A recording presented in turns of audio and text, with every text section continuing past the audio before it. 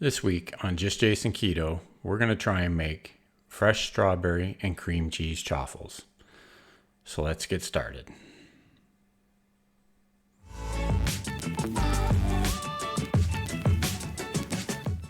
Okay, so this week we're going to start with 2 large eggs. And then we've got 2/3 of a cup of shredded mozzarella cheese here. We've got a heaping teaspoon of this Swerve powdered sweetener. And then we've got 2 to 3 tablespoons of softened cream cheese. And then we've got 4 fresh strawberries.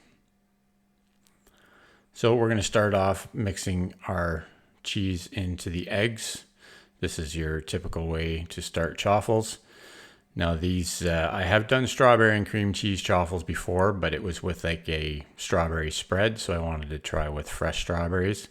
And these strawberries come from a farm that is about 5 minutes from my house. So they can't get any more local and any fresher than these ones. So I just wanted to give these a try, see how it turns out.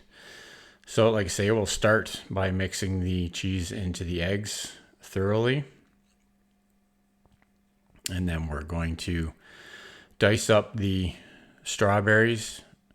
And there's the cream cheese. It's all nice and soft. So we'll add the strawberries into the cream cheese and then start mixing that in. Now this would be a good little snack just by itself.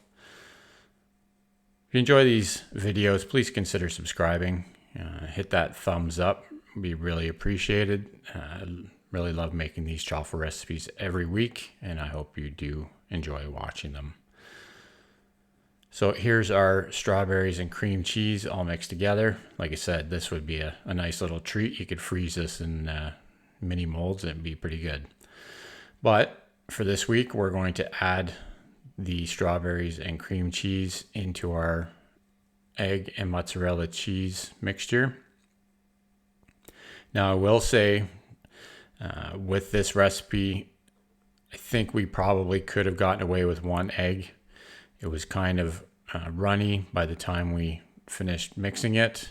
Now they still turned out well and they still tasted good, but we'll get into more of that a little bit later. So that's all mixed up.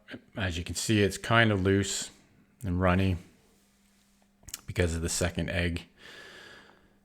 So when we put it in the Dash Minis here, like I say, it did cook up all right ultimately, but it took a bit longer than usual. So we'll get the Dash Minis loaded up here. And now I will say that I completely missed recording taking these first 2 out, but we'll take a look at them at the end of the video here. So let's get this first one closed up here, and then we'll load up the second waffle iron. So what I did, basically, after the first 2 cooked, they were very soft. A little bit of trouble getting them out of the waffle irons, but I did get them out. Before we did the other 2, I added about 2 tablespoons of almond flour. So the first one's already loaded up here, and here's the second chaffle. So you can see it's a little bit thicker after we added the almond flour. Now it didn't really change the taste too much, and ultimately it was still a little bit of a struggle getting the chaffles out of the waffle irons, but ultimately they all turned out really tasty. So we'll close that up and let them cook. Again, it took a bit longer than regular chaffles. But here you can see, even with the almond flour, they are still fairly soft when they're still warm. So they almost didn't come out. But like I said, I got them out, let them cool, and this is what they wound up like. So these are the first 2 without the almond flour. You can see still very soft, and this is one with the almond flour. So a little bit structured a little bit better. So we'll try the one without the almond flour first. Again, the taste on these were both great. Not overpowering in sweetness, but I like the combination with the cream cheese. And then this one was really tasty as well. So hopefully you enjoyed this video.